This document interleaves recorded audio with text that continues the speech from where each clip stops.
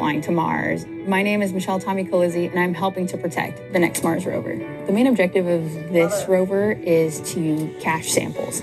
They're drilling core samples, and then they will drop them in specific locations on the surface of Mars in preparation for a sample return mission. So what we can see over here is the stacked spacecraft. My role on Mars 2020 is Assembly, Test, and Launch Operations, which is ATLO, where all of the delivered components of hardware come together and make the spacecraft. In the southwest corner over here, we have our Flight Mars 2020 rover, and we have the entire mobility team installing the rocker bogie mobility system. We try to test all of our hardware to the environment that we would see for launch of the vehicle, for cruise, the journey from Earth to Mars, for the entry into the Mars atmosphere, for landing, as well as the surface of Mars. Every once in a while, we come up and take a quick look.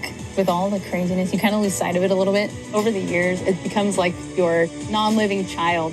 So you really want to see it do well and perform the best that it can. It reminds you that, hey, everything that you're touching and all this hard work that you're putting in the long hours, if it was easy, everyone would be doing it. We're sending hardware that we built on Earth to another planet to go and do science.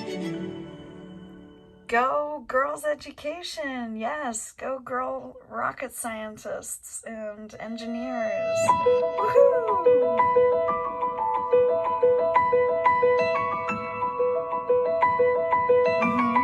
So fascinating.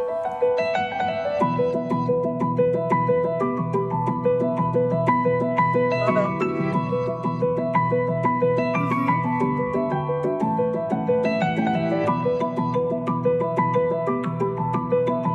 So cool.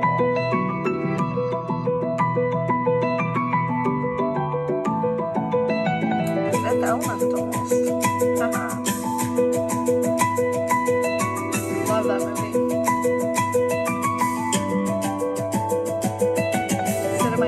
The Cold Atom Laboratory is in many ways the coolest thing and the coldest thing we've ever done on the International Space Station. It is allowing us to investigate cold quantum gases and make breakthroughs in areas of physics that up until now have been unavailable to us. NASA built the International Space Station to do the kind of research that we're doing in the Cold Atom Lab. This is the first time we're able to study this fifth state of matter in space. Bose-Einstein condensation is an amazing feat of engineering in itself, but this type of physics is difficult to do in ground-based experiments. And so doing this in microgravity is going to allow us to really see what's going on. So you have something cool, how do you make it cooler? You put it in space. Nice. Our ability to study cold atoms is really going to advance our knowledge in areas that will help us in quantum computing, quantum communications, and learn even more about gravity and how it interacts in our universe. Quantum computing. I went to a conference all about it. Amazing. Go girls education. So whoever's confused about what I'm Dr. Ellen Stofan, also known as Dr. E. And I'm Dr. Thomas Zurbuchen, also known as Dr. Z. I am so excited that we're ready to launch the next Mars mission. But before we talk about this, tell us, where are we here? We're at the Stephen F. Udvar-Hazy Center, which is one of our 2 National Air and Space Museums. But even more than that, we're behind the scenes, socially distancing, at our Dulles Collection Facility, where we keep aircraft and spacecraft that we don't have room for out on the floor. This is one of the newest objects in our collection. It's the testbed rover that was used for the Spirit and Opportunity rovers out at the Jet Propulsion Laboratory in California. So while those rovers were on Mars, the folks at JPL could use this rover to help understand what was happening up on Mars, where they couldn't get in there and actually fix things.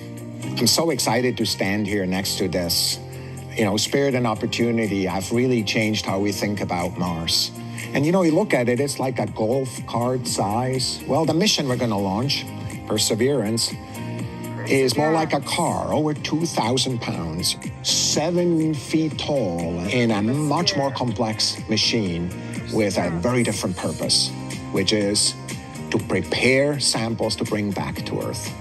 The energy source at Perseverance is the nuclear battery, which is basically hanging from the side. So that nuclear power source really gives you a lot more flexibility on the rover. You don't have to worry about the sand getting on top of the solar panels and diminishing the power for the rover.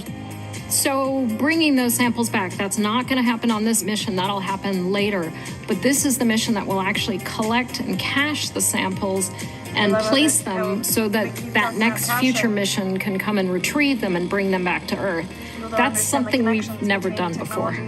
Oh, we've never done this before. And, you know, we always want to make history in these missions, just like Curiosity has with its landing technologically, but also with its science.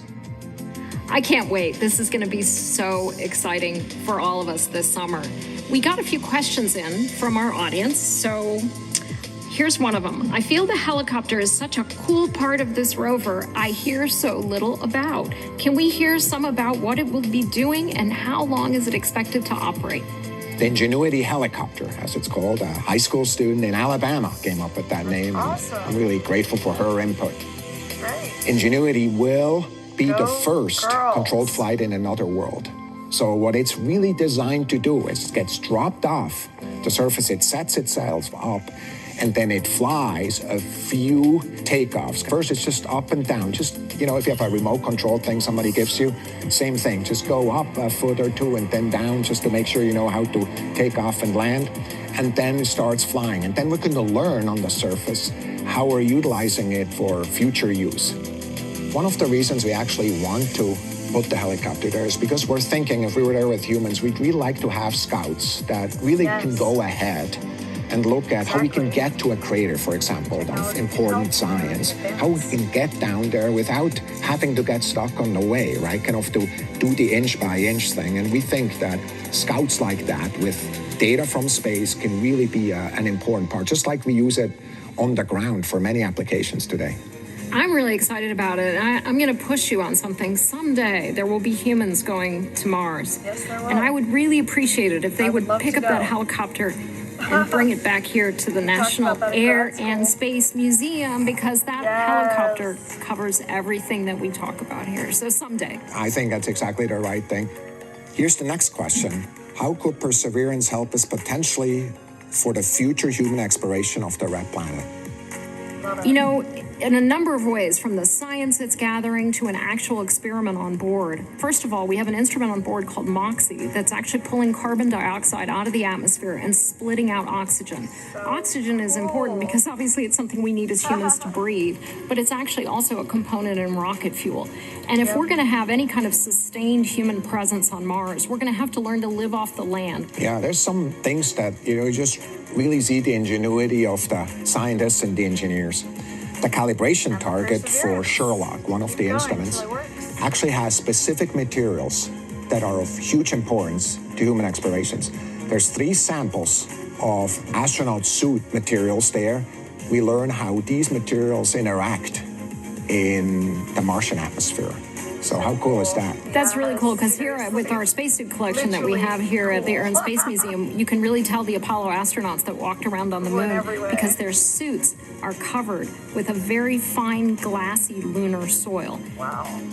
Thanks so much for this discussion. What an amazing story we're in the making here. And also for doing this in this environment, full of stories, full of secrets in a place I've never been before. And I can't wait to come back for another episode of The second part of the Easy Air and Science. Space Museum.